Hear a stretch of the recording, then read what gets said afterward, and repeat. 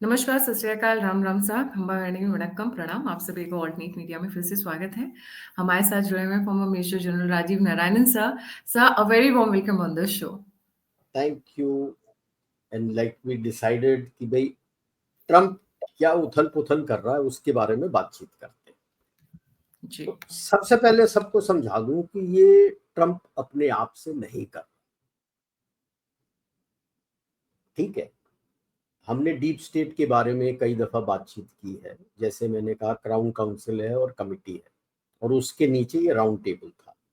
Round table था जिनमें वामपंथी, चीन और इस्लामिक रेडिकल्स के साथ पिछले 4-5 दशक से वो कंट्रोल कर रहे थे। अब गलती ये हो गई कि चीन ने क्राउन काउंसिल और कमिटी को चैलेंज कर दिया कि अगला जो ग्लोबल ऑर्डर आएगा it will be with Chinese capital. और वामपंथियों जो इस्लामिक रेडिकल्स थे वो ग्लोबल उम्मा की बात कर रहे थे। उसका नमूना तो आपने यूरोप में देख ही लिया। क्राउन काउंसिल का मेन गढ़ यूरोप रहा है। अब यूएस भी साथ मिला हुआ है, बट वो मेन गढ़ उनका वहां है। सो उन्होंने ये देखा कि जो राउंड टेबल जिसको एग्जीक्यूट करने के लिए दिए थे जॉर्ज सोरोस, ओबामा, ये सारे, ये एक्सट्रीम लेफ्ट चले गए, एक्सट्रीम वामपंथी चले। अब जो हो रहा है, crown council wants to be, जो कहते हैं जैसे right of centre, extreme right wing में नहीं, राइट ऑफ सेंटर। और यहां पे लड़ाई है जहां पे ट्रंप को सामने रखा है। ट्रंप, जेडी वांस और इलॉन मस्क, विवेक रामास्वामी अभी तो गवर्नर बन जाएगा, उम्मीद है, ओहायो का। ये है आपका कैश पटेल। ये सबको लेके आए हैं इस ग्रुप को कि ये जो पुराना ग्रुप है इसको तोड़ना है। इतने आसानी से टूटेगा नहीं, क्योंकि यूरोप में इन्होंने अपना गढ़ बना रखा है। पहले भी मैंने कहा था जब आपके चैनल में मैं सबवर्शन के बारे में बात कर रहा था कि किस तरह की संसार का इन्होंने सोच रखा हुआ था, डिक्टेटरशिप। अब रोमानिया में क्या हुआ? अब क्लियर डिक्टेटरशिप। एक बंदा जीत गया जो राइट ऑफ सेंटर है, जुडिशरी को यूज करके उसको नेगेट किया और उसको जेल कर दिया, कह दिया आप इलेक्शन में खड़े नहीं हो सकते। दिस ओपन डिक्टेटरशिप, फलूसी चार्ज पे। दिस टेल्स यू इनकी जड़ें कितनी गहरी हैं, आपके सोसाइटी के, आपके गवर्नेंस के हर एलिमेंट में इनकी पकड़ है। अब 50-60 साल से चल रहा है तो इतने आसानी से टूटेगा नहीं, ठीक है। तो जो अभी जैसे ट्रंप ने टैरिफ वॉर भी शुरू किया, ये सब एक मकसद से, ये जियोपॉलिटिकल, जियो स्ट्रेटेजिक और जियो इकोनॉमी जो है ये साथ चलता है। पैनामा को थप्पड़ मारा, क्या हुआ? झुक गया। सारे जो चाइनीज कंपनी थे उनको लात मार दी। BlackRock is owning those companies. Ports are being run on either side by BlackRock. निकल गया। ग्रीनलैंड को भी इसीलिए बोला है कि मैं तेरे पकड़ तुझ पे रखूंगा, क्योंकि चीन वहां पे आया हुआ। हालांकि डेनमार्क दबाव पे कह रहा है कि पहले तो उसने कह दिया था कि it is up to the people of Greenland, फिर कहता नहीं नहीं मैं छोड़ूंगा नहीं। डेनमार्क का उसका कोई से नहीं है, क्योंकि Greenland is autonomous. Yes, it is like an autonomous region of Greenland, और ग्रीनलैंड ने ऑफ डेनमार्क, सॉरी।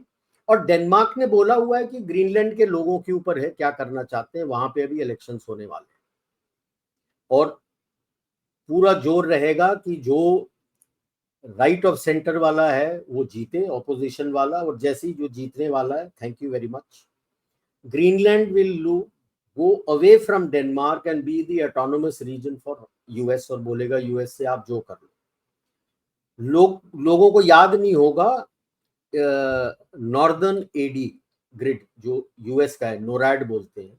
नोरैड कमांड का one of the biggest basis in Greenland, Thule base. It's one of the biggest bases in Greenland. तो Greenland भी आ जाएगा उसके पास। ये तो clear है। यूरोप में देखो पूरा उथल पुथल हो रखा है। इसने कनाडा, मेक्सिको और चाइना, पूछा कुछ नहीं, ओपनली इसने उनके ऊपर टैरिफ लगा दिया। ठीक है, चाइना के पास एक मेजर प्रॉब्लम है, जो इंपोर्ट्स वो यूएस से लेता है इज एसेंशियली एग्रीकल्चर। उस पर टैरिफ बढ़ा रहा है, it's going to hit his own people. Economically वो काफी प्रॉब्लम के थ्रू चल रहा है अभी इस वक्त चाइना, और उसमें अगर टैरिफ वॉर के अंदर घुस जाए यूएस के साथ तो उसके लोगों को दिक्कत होगी। नंबर 2, यूएस ने बोला हुआ है मागा, make America great again, Trump ने बोला है। मतलब वो चाहता है फैक्ट्रीज यूएस वापस आए। अगर आज के तारीख में यूएस फैक्ट्रीज वापस लाता है, ले भी आता है, तो यूएस के लेबर लॉज इतने स्ट्रिक्ट हैं कि जो पेमेंट देना पड़ता है per hour unskilled, semi skilled और स्किल्ड लेबर को इतना हाई है, it will not be cost effective, महंगा रहेगा। तो मेरा मानना है ये टैरिफ वॉर जो चीन के साथ कर रहा है वो इसी मकसद से, कि टैरिफ इतना ज्यादा कर दे चीन से जो लो और मीडियम टेक आता है, कि वो कंपनीज आ जाएंगे यूएस में अपना दोबारा कंपनी खोलने के लिए। और टैरिफ्स इतने हाई हैं अब चीन के साथ कि आपका स्ट्रिक्ट लेबर लॉस के बावजूद it will become cheaper to make it in US. But अभी दिक्कत केवल एक ही, ओवरनाइट होगा नहीं, समय लगेगा। क्या आपके सोसाइटी में इतना रेसिलियंस है ये जो टैरिफ वॉर में जो प्राइस ऊपर होगा उसको जजब कर सके? अगर नहीं है, आप किस तरह की सब्सिडी दे सकते हैं? आपके पास उतना पैसा है लोगों को मदद करने के लिए? तो it's a question of who blinks first. This is one thing. Ukraine को खत्म करने वाला किस एंटिटी पे रहेगा मुझे पता नहीं, लेकिन जो 3-4 दिन के लिए इंटेलिजेंस उसने रोक दिया था, ऑटोमेटिकली आप देख लो रशिया ने जो हमला किया है, जो कुर्स्क के अंदर, ओब्लास्ट के अंदर ये गए थे, ट्रुप सराउंड हो गए, 10,000 से ऊपर ट्रुप सराउंडेड है और कत्लेआम हो रहा है दोनों तरफ। ये नहीं है कि यूक्रेनियन हथियार डाल, कल भी इन्होंने कुछ अटैक करने की कोशिश की थी यूक्रेन्स ने। They took some tanks and missiles to the border. Ukrainians कर रहे हैं लड़ाई, तो हम दोनों तरफ कैजुअलिटीज होंगे, but the loser is going to be Ukraine, क्योंकि उसने अपना तकरीबन जितना रिजर्व था वहां पे डाला था कि जब पीस टॉक्स होंगे तो he has some territory of the Russians with him to bargain. और मैंने पहले भी कहा था कि पुतिन ने ये पीस टॉक्स होने नहीं देना है जब तक ये खाली नहीं कराता, और ये अभी खाली हो जाएगा।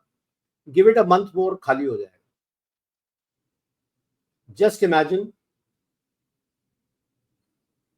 तकरीबन 70 साल, 71 साल पहले,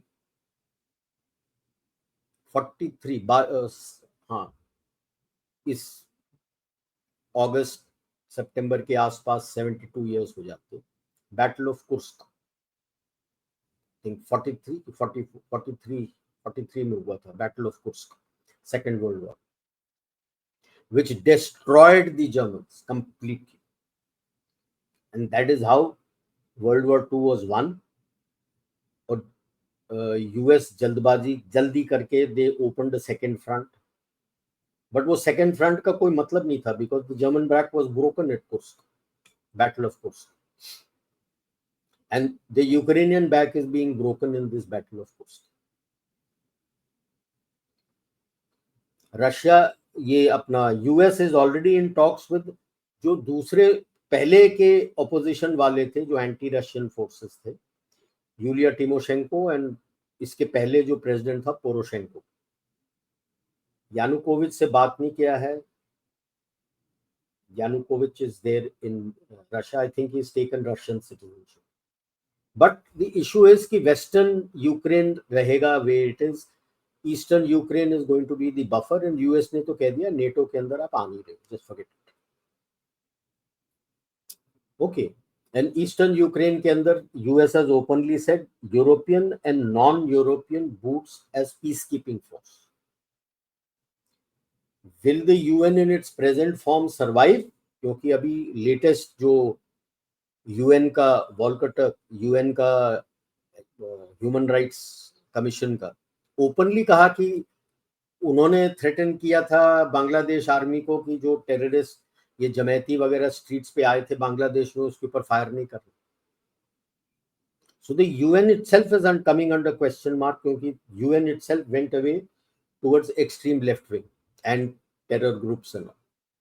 उनरावा का तो सबको पता है क्या हो रहा है.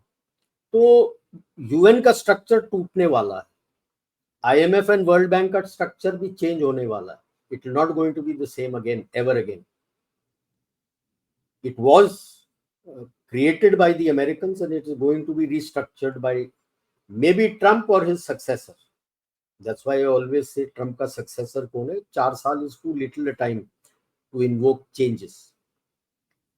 गाजा किस करवट बदलेगा वो देखना है. पहले उसकी नजर यूक्रेन में है ताकि वहां से बूट्स निकाल के ये लेके आएगा टुवर्ड्स इंडो पैसिफिक. गाजा में उसके बूट्स उतने नहीं है. It doesn't need it. If required air force जाएगा बिकॉज जो मदर ऑफ ऑल बॉम्ब्स हैं जो पेनिट्रेट करके टनल्स को टारगेट करता है यूएस उसको मदर ऑफ ऑल बॉम्ब्स बोलता है. रशिया के पास है उसको Russia father of all bombs बोलता है. Russia was the pioneering force in that 4th generation thermobaric. तो उस इजराइल के पास एयरक्राफ्ट नहीं है उसको लॉन्च करने के लिए. यूएस के जितने भी एयरक्राफ्ट हैं जो केपेबल हैं वो कुछ तादाद में already are there in that region to be used. तो जब ये बोलता है कि मैं यहाँ पे अपना ये बनाऊंगा Riviera of the Middle East, गीदड़ धमकी नहीं दे रहा है. ये बात लोगों को समझ लेना चाहिए. ये गीदड़ धमकी नहीं है. The earlier people realize it the better. Saudi Arabia उनके साथ है क्योंकि गल्फ ऑफ आइलट जो रेड सी के बाद साइनाई डेजर्ट का पेनिनसुला टाइप आता है वो वहां पे गल्फ है. उसको गल्फ ऑफ अकाबा बोलते हैं जो साइनाई डेजर्ट और सऊदी अरेबिया के बीच में. वहां पे एक पोर्ट है इजराइल का आइलट. आइलट पोर्ट से एक बेन गुरियन कैनाल जाएगा countering the Suez canal. It was to go north of Gaza to a place called Ashkelon. अभी रीडिजाइन करके गाजा के नॉर्थ गाजा के थ्रू जाएगा. तो अगर ये कैनाल जाना है तो हमास ने तो वहां रहना नहीं है. तो क्लियर है. तो इसलिए मैं कह रहा हूं कि ये गीदड़ धमकी नहीं है. सऊदी अरेबिया क्यों है उसके साथ?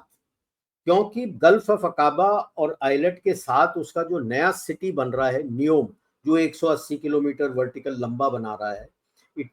He wants it to be a futuristic commercial hub where it उसका इकोनॉमी वो ऑयल एंड गैस के परे और बाकी चीजों में ले जाना चाहता है. जैसे ये कैनाल बन जाता है automatically it will become a commercial new automatic because all the shipping global shipping will start going from there.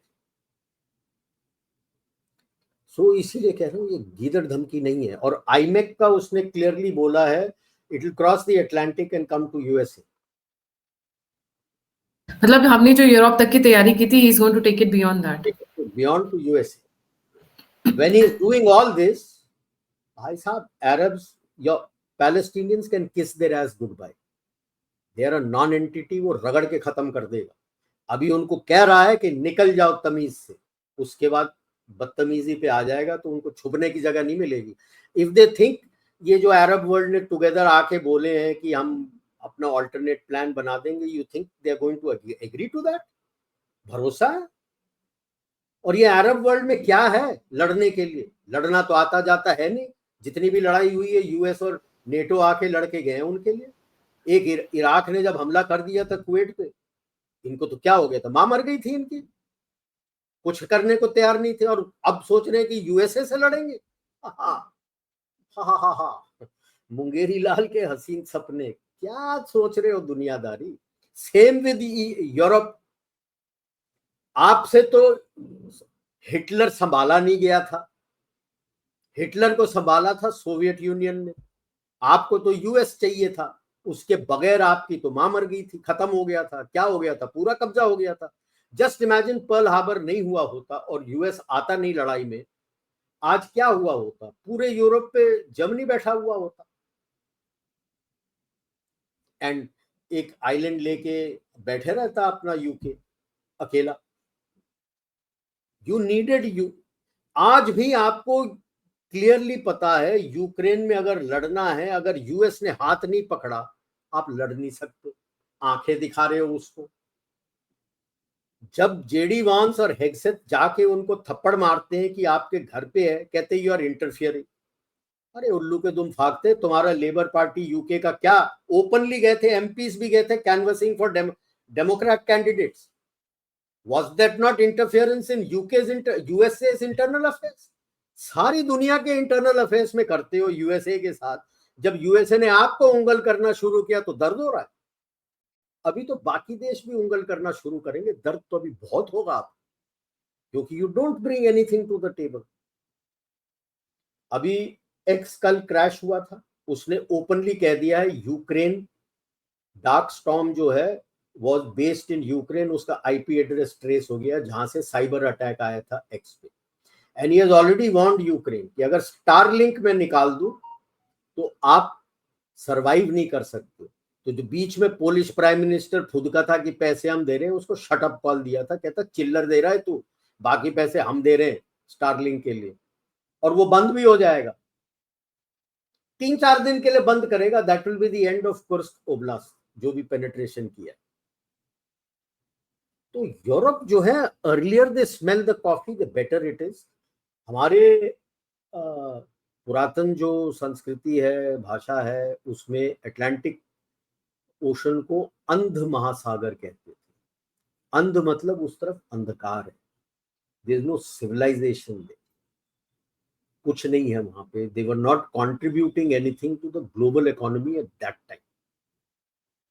अंध महासागर, और ये अगर अपना if they don't do their homework properly, they might become Muslimistan, and then thereafter they don't contribute anything to the global economy and they become an And Mahasagar again. And I'm surprised William Dalrymple, who's been such a, he claims to be a descendant from one of the Mughal aristocracies, इसीलिए वो काफी किताबें Mughals के ऊपर लिखता रहता है। अब उसने तो ओपनली खुद कन्वर्ट होके ओपनली कहता है कि चीन ने कोई कंट्रीब्यूशन नहीं की थी ग्लोबल इकोनॉमी में उन सालों में, only country which was strong enough and contributed maximum to the global economy was Bharat. चीन इज जीरो। तो मैं शुरू से कहता हूं यार, जेड और सिल्क और जो बोन चाइना बोलते हैं, सेरेमिक्स, ये 3 से लेकर क्या ग्लोबल इकोनॉमी बनेगा आपका, घंटा कुछ बनेगा global economy.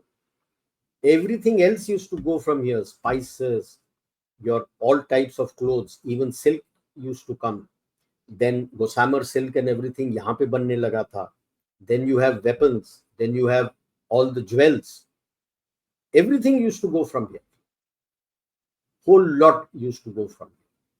So that apart, so everything is shifting towards Indian Ocean and the Western Pacific. अभी इधर पे ध्यान देते क्या है, बाकी सबसे उसने बगैर पूछे टैरिफ किया है कि आप हमसे बात करो तो आ जाओ। He has invited Xi Jinping, Xi Jinping on the other hand is inviting him, और आर्टिकल्स ऑलरेडी पब्लिश कर दिए साउथ चाइना मॉर्निंग पोस्ट में, अप्रैल में शी आएगा। बकवास, भिकमंगे के पास शी जाएगा, जो भीख का कटोरा लेके गया था टू बाइडेन और थप्पड़ मार के उसको भेज दिया था व्हेन ही हैड वांटेड कि उनके जो अमेरिकन बॉन्ड्स हैं उसके एवज में he wanted some 800 billion in aid, तो जूते मार के बाइडेन ने निकाल दिया। तो उस भिकमंगे के पास ट्रंप क्यों जाएगा? ट्रंप उसको बुलाएगा, आजा, नहीं आएगा और टैरिफ बढ़ेगा, because it's open challenge as far as Trump is concern with China. China को उसने तोड़ना है। Who is behind him? Crown council. Islamic radicals को तोड़ना है, चाइना को तोड़ना है, सबसे पहले चाइना को तोड़ना है, because China is supporting the Islamic radicals. उसको तोड़ना है, बाकी उनको धीरे धीरे तोड़ते चले जाएंगे। अगर उसको तोड़ना है तो कौन दो देश है उसको चाहिए? रशिया, भारत। रशिया के साथ यूक्रेन वॉर खत्म करने वाला है और सारे ट्रेड डील साइन करने वाले हैं फॉर रेयर अर्थ एलिमेंट्स, क्योंकि China controls the rare earth elements today. तो वो होने वाला है। आप देख लो, केवल आप एक देश हो जिसके साथ वो टैरिफ के ऊपर डील करने वाला। हाँ, आपके टैरिफ्स हाई हैं, आपसे बोल रहा है लेट अस नेगोशिएट। किस चीज का नेगोशिएशन? ये समझिए आप। Don't go by left media जो हाइपर होके लिख रहे हैं कि इसको थप्पड़ मार दिया, ये कर दिया, वो कर दिया, घुटने टेक दिए, ये टेक दिए।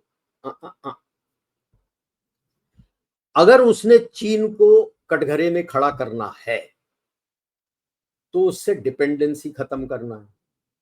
दो जगह डिपेंडेंसी वापस रिलोकेट होगा, एक भारत, दूसरा यूएस। तो अभी वो टैरिफ डील करना है कि चीन से भारत में आएगा तो भारत से जो रशिया वापस यूएस जाएगा, कितने टैरिफ आप लगाओगे? उसके साथ साथ वेस्ट के भी काफी कंपनियां चीन में हैं, उनको भी डायरेक्ट बोल के यहां लेके आएगा कि यहां आइए आप करने के लिए। आपको वो बनाना चाहता है as a major, I won't say the only, but a major global supply chain hub. अगर आप ग्लोबल सप्लाई चेन हब होने वाले हो, ऑब्वियसली ही कैनॉट एक्सपेक्ट कि भाई जो चीन आपको इतना प्रॉफिट देता था वो देगा। Obviously he wants to have a tariff deal with you, कि भाई ये ना हो कि मैं यहां डाल दूं और आप उतने 100%, 38%, 40% टैरिफ लगा के मेरी चपेट लगाओ। That is what is this tariff war जो डील होने वाला है आपका, ये है। इंडिकेटर्स क्या है कि ये अगर आपका डील होने वाला है तो ये जो एक्सट्रीम लेफ्ट विंग है, जो मैंने कहा था कि सब तरफ सोसाइटी के अंदर फैले हुए हैं, किसको हिट करेंगे? आपके स्टॉक मार्केट। कि भाई सब डरे हुए हैं, एफडीआई भाग रहा है। किसका एफडीआई था? कौन लेके गया?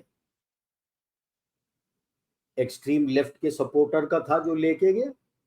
It will be. अब जो एफडीआई आने वाला है उनको आपने इस तरह से देखना है कि वो एक्सट्रीम लेफ्ट विंग सपोर्टर है कि सेंट्रिस्ट है, लेफ्ट ऑफ सेंटर है कि राइट ऑफ सेंटर है। जो एक्सट्रीम लेफ्ट विंग वाले हैं वो भरोसेमंद नहीं, सिंपल एंड स्ट्रेट। तो वो तो खेलेगा आपके स्टॉक मार्केट के साथ, दिखाने के लिए बाकियों को कि भाई चीन is more stable then you. वो क्या कर रहा है, आपका टैरिफ वॉर हो रहा है, देखो आपको थप्पड़ मार रहा है, US is not a trusted ally. Yes, I agree. US is not a trusted ally. All relationship in geopolitics is transnational. The famous quote is there, the Lord Palmerston का, British का, कि there are no permanent friends and there are no permanent enemies in geopolitics. What is permanent is national interest. Thank you very much. अब आपने देखना है कि आपके आत्मनिर्भर भारत, जिसको मीगा भी कहते हैं, मेक इंडिया ग्रेट अगेन, और मागा जुड़ के किस तरह से चलते। That is what this trade discussion on tariff war is all about. इस नजरिए से आप देखोगे ये आपके पास बहुत बढ़िया अपॉर्चुनिटी है और बहुत मेजर अपॉर्चुनिटी है। आपको वू कर रहा है यूरोप पूरा, ऑस्ट्रेलिया, न्यूजीलैंड, सब कतार में आपके पास आ रहे हैं भीख का कटोरा लेके कि जीसस क्राइस्ट के नाम पे कुछ दे दो हमको। ठीक है, भगवान के नाम पे नहीं। ना वो तो उनका तो जीसस क्राइस्ट है यार। ठीक है, तो दूसरे वाले तो अल्लाह के नाम पे बोलेंगे, हम बोलेंगे भगवान के नाम पे। वो तो अब आपके पास आ रहे हैं कि भाई साहब जीसस क्राइस्ट के नाम पे कुछ दे दो। उर्सुला, अब उन्होंने तो बोल दिया कि हम 800 बिलियन खर्च करेंगे, इतना खर्च करेंगे डिफेंस में, ये खर्च करेंगे, वो खर्च करेंगे। कहना बड़ा आसान है, कैसे करोगे? 32 साल से आपने पूरी डिफेंस इंडस्ट्री बंद कर दी। जो मसल मेमोरी होता है ना लोगों को फ्लोर पे चलाने के लिए, बंदे नहीं है। You are an ageing society. किससे बनवाओगे? मुसलमानों से, जिसको भीड़ पे आप ले रखा है। आपको तो उन पे भरोसा नहीं है। अब भरोसा टूटने लगा है। ये एक्सट्रीम लेफ्ट विंग वालों भी डर गए हैं। अब आपके पास आए थे भीख का कटोरा के कि भी हम डिजाइन देते, हमारे लिए बना के दो। क्यों दे? ये मौका है, उनके जो कंपनियां हैं उनको पोच करके बोल, यहां बना, मेरे लिए बना, और बाकी जो बचता है तू यूरोप को बेच दे, जितना बेचना है। मैं बताऊंगा किसको बेचना है, कहां बेचना है। ये मौका है, वरना उनकी दुकानें बंद हो जाएंगी। ये जो इनके इतने रेडिकल इस्लाम वाले हैं, वो तो काम करने के लिए तैयार नहीं है, क्योंकि इन्होंने तो इस तरह से सोशल सर्विस बना रखा है कि जितने बच्चे उतना ज्यादा पैसा। तो पढ़ी लिखी औरतें कुछ कह रही हैं कि मैं तो शादी करूंगी, हम 4 जन होंगे, हम बच्चे पैदा करेंगे, जितने बच्चे होंगे हमको उतने पैसे होंगे, मैं काम क्यों करूं? Open in Europe this is what is going on. कि भाई, और डेमोग्राफी चेंज हो जाएगा, we will rule the rules. आप देख लो यूके में क्या हो रहा है। Out and out openly they call themselves a Christian country. Turkey को आज से 15 साल पहले, 15 साल पहले करीब, ओपनली मुंह पे एंगेला मर्केल ने कह दिया था कि तुम मुस्लिम कंट्री हो, Europe is a Christian country, we will not permit a Christian country to join EU. आप नेटो में हो, खुश रहो, आपको हम अपना मेजर पार्टनर बना देंगे, खुश रहो, आपको ईयू में एंट्री नहीं मिलेगा। आज क्या है? For the first time in the history of a Christian country, the king of that country held an iftar party, King Charles. For the first time in the parliament, a mullah read out the Muslim prayers in the Azan. parliament of their country and they held iftar. ये है अजान। आपका status? डरे हुए घूम रहे, grooming gang के against कोई खड़े हो जाए तो उसको जेल में डाल रहे।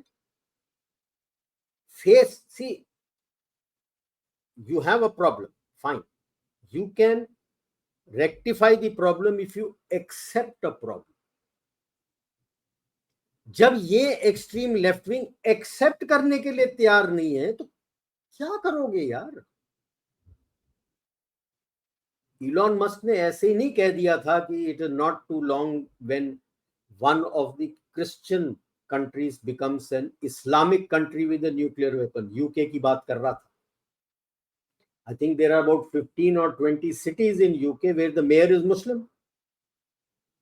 Birmingham to is a Muslim predominant district. It's become Muslim predominant. Christians are in minority out there. आंखें खोलिए। हमारे यहाँ भी यही कह रहे हैं ना कि आंखें खोलो। And that is why the UCC is important. Very important. जिसको वो कतराएंगे लाने के लिए।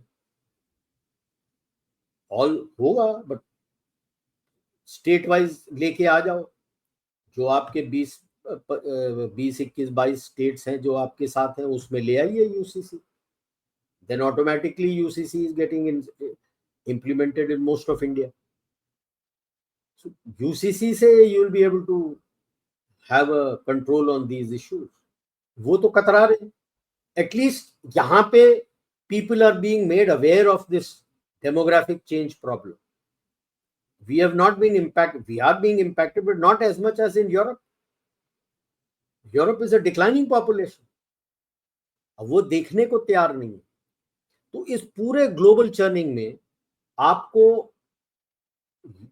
Trump, the crown council of the deep state, they are pushing for a US Russia India triangle, और वो सॉर्ट आउट करेगा जितने भी ये इंस्टीट्यूशंस पे इन लोगों का एक्सट्रीम लेफ्टिस्ट का कब्जा है, उसको सॉर्ट आउट करेगा।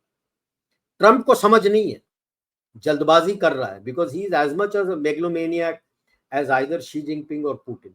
ही wants to do it in his term.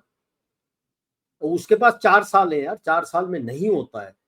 काफी सारे जो मैक्सिकन्स को निकाले थे वो तो ब्लू स्टेट में वापस आ गए। वो ओपन चैलेंज दे रहे हैं ट्रंप को कि हम तो आगे वापस कर ले जो करना। तो जो हमने किया था पहले 10 साल में, लोग इतने पीछे पड़े थे जल्दी करो जल्दी करो, कि जड़ों को काटना शुरू किया। जब तक जड़ नहीं काटोगे इसका, आप इसको सॉर्ट आउट नहीं कर सकते। केवल ये इसको टारगेट करने से, जो ये आपके आधार कार्ड ये सब करते हैं, इससे नहीं होगा। मेरा मानना है कि आपके शिक्षा प्रणाली को ही बदलना पड़ेगा, because your education system is the well from where, ये स्रोत है जहां से आपको ये वो आते हैं, आपके शिक्षा प्रणाली से आते हैं, क्योंकि आपके कल्चर के ऊपर थूकता है ये जो सिखलाई आपको देते हैं। इसको बदलना पड़ेगा, अपना सही इतिहास पढ़ाना पड़ेगा। और उसीलिए मैं कहता हूं बैक टू बेसिक्स, मतलब ये जो लैंग्वेज प्रॉब्लम है ये सारा सॉर्ट आउट हो जाएगा। आप संस्कृत डालिए, of that should be your prime language of pan India. इसके पहले भी सब घूमते थे, पूरे इंडिया घूमते थे, संस्कृत से बात करके घूमते थे। कैसे गए सब तरफ लोग? How did they communicate with each other? जैसे गुरु नानक देव जी का वहां पे भी है, अरुणाचल पे भी है, गुरुद्वारा है जहां पे वो गए थे। तो कैसे बात किया लोकल से? किस भाषा में बात की? कभी सोचा है लोगों ने? शंकराचार्य पूरे भारत का भ्रमण किया था उन्होंने, to re-establish Sanatan Dharma, 800 BC, not 800 AD as is taught. किस भाषा में बात किया था? लोगों को मैसेज कैसे पहुंचाया था? Sanskrit was your mother tongue, pan India language, and the other was your mother tongue. चाहे वो लिखित में हो चाहे डायलेक्ट हो, was your mother tongue, period. यही दो भाषा थे। जो बाहर से आए थे वो संस्कृत पढ़ के सीखते थे, बात करते थे, सब कुछ पढ़ते थे। आप देख लो, आप चीन से भी आए थे 3, संस्कृत पढ़ा उन्होंने समझने के लिए, आप लोगों से बात करने के लिए। उन्होंने ये तो नहीं कहा कि मैं नॉर्थ इंडिया आया था तो मैंने हिंदी पढ़ा, मैं गया था तो मैं अपना पूर्वी पढ़ा। नहीं ना, संस्कृत पढ़ के गए थे। अपना इतिहास समझो, अपने इतिहास की जड़ संस्कृत पे है। 2 जगह है, एक संस्कृत और एक आपकी मातृभाषा, क्योंकि पौराणिक गाथाएं आपके मातृभाषा में भी हैं और संस्कृत में। ये 2 जैसे ही आपकी पकड़ वापस आ जाएगी ना, ये जो भ्रमित हो रहे हैं लोग और वोक लेफ्टिज्म में जा रहे हैं बच्चे, ये सब खत्म हो जाएगा। ये मेन जड़ है आपका एजुकेशन सिस्टम। फिर आप जो हम बोलते हैं ना राष्ट्रवादी होना चाहिए, ऑटोमेटिकली राष्ट्रवादी होगा, ऑटोमेटिकली राष्ट्रवादी निकलेंगे आपके स्कूलों से। तो ये हमको बदलना पड़ेगा। उन्होंने भी यूएस में भी उसने अभी तक शिक्षा प्रणाली में हाथ ही कहां लगाया है। इसके चलो स्कूल्स में जो पढ़ते हैं, जितने भी आईवी लीग, जितने भी कॉलेजेस हैं, वो तो सारे वोक कंट्रोल में है। वहां से बच्चे निकलेंगे वो तो वोक बच्चे ही निकलेंगे, एक्सट्रीम लेफ्टिस्ट व्यूज के साथ ही निकलेंगे। तो ये बहुत जरूरी है। ये तो साथ साथ जो अभी ट्रेड आपके अग्रीमेंट्स वगैरह के लिए आपका डिस्कशन होगा, नेगोशिएशन होगा, ये मौका है आपके पास। ये छूट गया, बड़ा मुश्किल होगा। और आगे निकलने के लिए आप देख लो, आपको चैलेंजेस मिलेंगे क्योंकि आप निकल के आ रहे हो। अभी ये ट्रेड नेगोशिएशन उम्मीद है हो जाएगा, पूरा भरोसा है मेरे को कि ये सेट हो जाएगा। और भी इस तरह से अटैक्स आएंगे आपके ऊपर, इंटरनल सिक्योरिटी के ऊपर काफी क्वेश्चन मार्क करने वाले हैं वो। उनको यही आता है, गुंडागर्दी ही आती है उनको, और कुछ भाषा नहीं आता है। क्यों पप्पू बोलता है कि मुझे ईवीएम नहीं चाहिए, मुझे बैलेट पेपर चाहिए? गुंडागर्दी से जीतते थे, गुंडागर्दी ही चाहिए उनको। एक जमाना था जब हम बोलते थे क्रिमिनलाइजेशन ऑफ पॉलिटिक्स, कि पॉलिटिशियंस गुंडों को लेते हैं। आज तो पॉलिटिसाइजेशन ऑफ क्रिमिनल्स है, गुंडे बैठे हुए हैं एज पॉलिटिशियंस, उनको और कोई भाषा तो आता नहीं है। उधर भी आप देख लो, हार गए हैं। इलॉन मस्क उनके पीछे पड़ा हुआ है, तो क्या किया उन्होंने, जो डीलर है उसके ऊपर पथराव किया, आपने फायर बॉम्बिंग किया, जिसकी गाड़ी बाहर खड़ी थी या कोई इलेक्ट्रिक ट्रक खड़ा हुआ था उसको जला दिया। यही भाषा आता है उनको, और कोई भाषा नहीं आता है। ये कोई पढ़े लिखे नहीं है, मैच्योर पीपल नहीं है, ये पढ़े लिखे गुंडे हैं। आपके देश में भी भरे हुए हैं पढ़े लिखे गुंडे, और कुछ नहीं आता है इनको। गुंडागर्दी, पथराव, रायट, यही आता है, और ये करने की कोशिश करेंगे। अब आप देख लो मऊ में क्या हुआ, भारत जीता, जा रहे थे, पथराव हो गया। और मुल्ला क्या कहता है, इस सड़क से क्यों निकले? अबे उसके बाप का सड़क है वो। मैं अपने देश में पूछ के जाऊंगा कि सेलिब्रेशन में किस सड़क में जाना है। Look at AMU. अच्छा, आई परमिट यू टू होली, तेरे बाप का है देश, अपने टैक्स पेयर मनी लेता है तू। तूने कैसे सोच लिया कि तू परमिशन दे सेलिब्रेशन के लिए? तो फिर मेरे से परमिशन लेना, अगली बार ईद का सेलिब्रेशन होगा तो तू दे नहीं सकता उसको।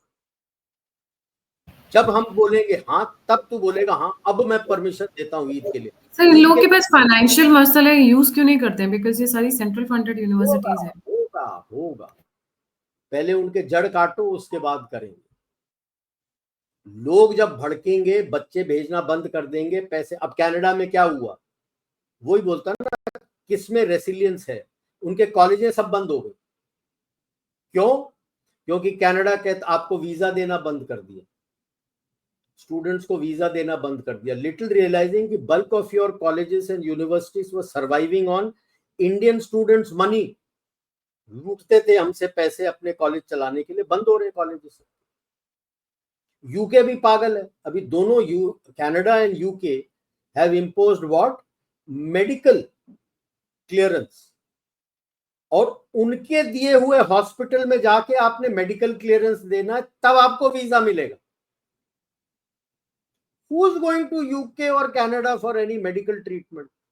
उल्टा है, there is a medical tourism happening in Bharat where people from all over the world come to India कि 1/10 of the cost में उनसे better service आप दे रहे हो।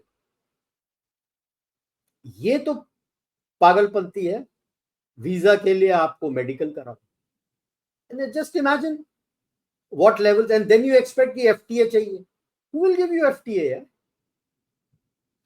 हमारे EAMG जाते हैं वहां पे तो खालिस्तानियों को जगह दे देते हो, वो आके चीखने लगते हैं। फिर स्टेटमेंट क्या, अनएक्सेप्टेबल। गधे, तेरा देश है, अनएक्सेप्टेबल तो परमिट कैसे किया? और अभी तक जो किए थे वो जेल में क्यों नहीं है? और जिस पुलिस वाले ने गलती की थी वो जेल में क्यों नहीं है अभी तक? अगर नहीं है तो मतलब दिखावा था, यू एक्सेप्ट इट। और अगर दिखावा था तो कई दिवालियां चली जाएंगी और आपका दिवालिया हो जाएगा। FTA होने वाला है नहीं। इसीलिए Rolls Royce is ready to shift with bag and baggage everything to India. By the way, Russia भी कह रहा है कि 5th जनरेशन एयरक्राफ्ट पूरा टेक्नोलॉजी यहां पे बनाएगा वो। 5th जनरेशन टेक्नोलॉजी यूएस तड़प रहा है ना, इसीलिए। F-35 तो इसे यूजलेस थिंग, चाहिए नहीं हमको।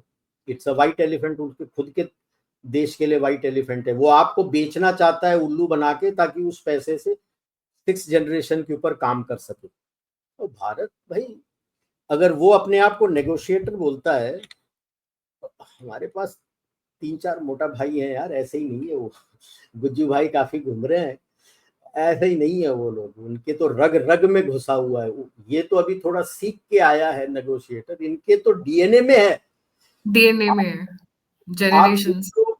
स्ट्राइकर का क्या उल्लू बनाया है। हाँ हाँ हाँ, ना कभी नहीं बोलेंगे, हाँ हाँ हाँ। Super high altitude 300 horse power fail, उसको बोला 600 हॉर्स पावर चाहिए हमको। लेकिन कंकरेंटली क्या हुआ, आपके रिपब्लिक डे में टाटा, महिंद्रा और अशोक लेलैंड तीनों का आपने wheeled same equivalent of Stryker आपने दिखा दिया, each having somewhere between 600 to 700 horsepower engine, successfully trialled in super high altitude. आपने क्या मैसेजिंग दिया यार, ऐसे लल्लो चप्पो चीज मेरे पास मत ला, मेरे पास ऑलरेडी है। क्यों? अभी 600 हॉर्स पावर इंजन ऐसे ही नहीं है कि इंजन लग जाएगा। इंजन लगा तो उसका गियर बॉक्स बदलेगा, गियर बॉक्स बदलेगा तो पूरा टायर सस्पेंशन सिस्टम पूरा बदलेगा। उसके साथ साथ पूरा जो बॉडी का स्ट्रक्चर होता है, because it's a weight penalty, आप मिनिमम जहां कर सकते हो वेट रखते हो, तो जो वाइब्रेशंस होता है इंजन का, गियर बॉक्स का, रनिंग गियर का, वो बॉडी में अलग अलग स्ट्रेसेस क्रिएट करता है। आपको पूरा बॉडी रीडिजाइन करना है। तो मतलब you are back to the drawing board. आने तक तो हम अपना व्हील्ड एपीसी चला चुके होंगे, जब आप आओगे तो आप हम तो कहेंगे यार मेरे पास तो ऑलरेडी है, तेरे पास कुछ और नया है तो बता। नया तो है नहीं, पैसे है नहीं। F-35 का भी यही हशर होना। हाँ हाँ यार, ट्रायल वायल कर लेंगे, ये अंडर पार है, वो ये है, ये है, वो वहाँ है, ये यहाँ है, इसको ठीक करके लेके आ जाओ। जब तक वो ठीक करके ले आ जाएगा, हमारा आम का और ये सारा कुछ बनना शुरू हो जाएगा, सब हो जाएगा।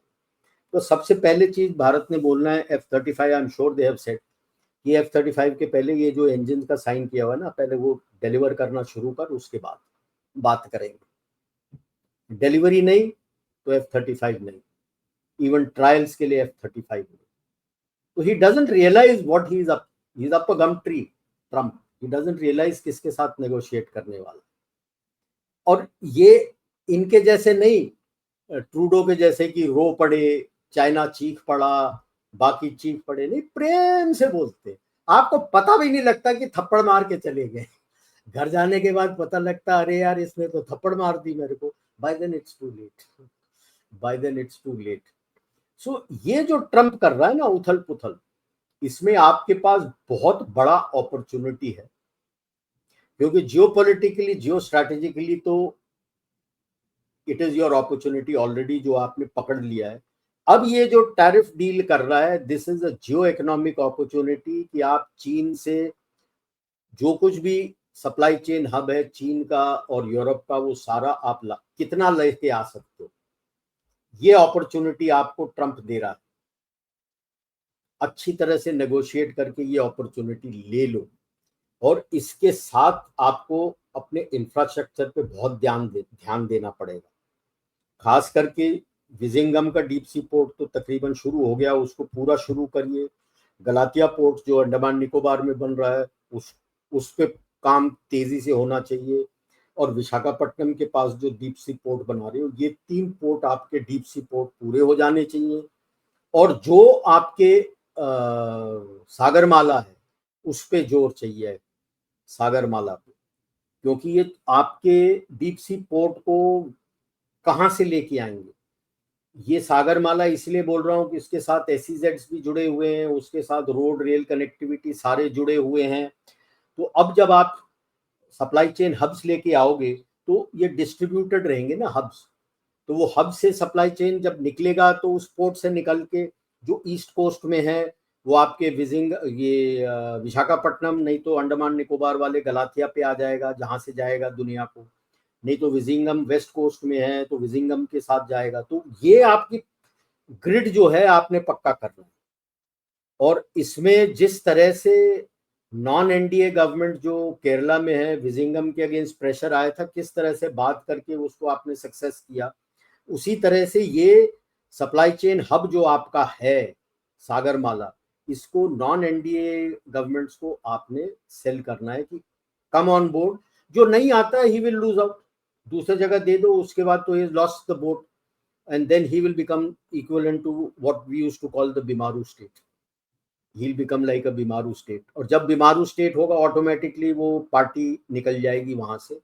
बाय देन थोड़ा बहुत आ सकता है उसके पास, बाकी नहीं आ सकता। तो time for hard sell of your supply chain hub. तो ये है मौका आपके पास जो अभी ये सफल हो रहा है। इसको पकड़ लिया तो अगले 100 200 300 400 साल तक तो आपके बारे में आ रहे हो।